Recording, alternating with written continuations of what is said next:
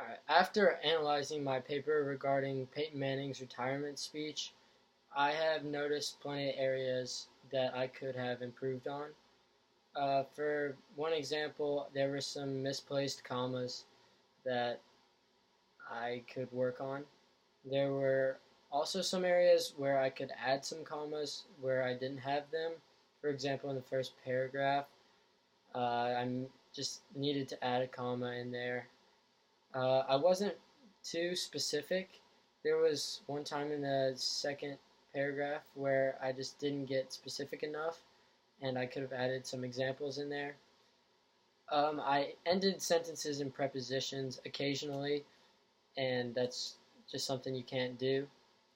I used the word like and the word and a lot in some of the same sentence, and it just didn't really work well in there.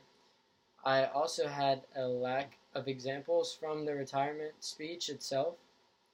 I also got a little too opinionated using the statement "I believe" or "in my opinion." I thought that just got a little too repetitive and just wasn't really needed for the paper. And lastly, there were just some typographical errors, like in the last paragraph, I mistyped the word and just misspelled it. Some strengths I had were that my arguments were clearly stated and that they really made sense.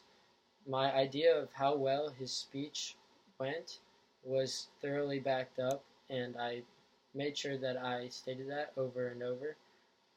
Also, I thought my paper flowed well from top to bottom. I thought it just never really, you were always in groove and you always knew what was going on. There was never a time where I was confused about what I was talking about. Some goals that I'm looking forward to are just using commas correctly. I've always struggled with that in the past, and I believe that I can fix that problem. I don't think it's too hard to do. And what I need to do that really is make sure I read it out loud before I turn it in. I don't think I did that. My high school teacher told me that I should do that before I turn in every paper, and I just don't think I did.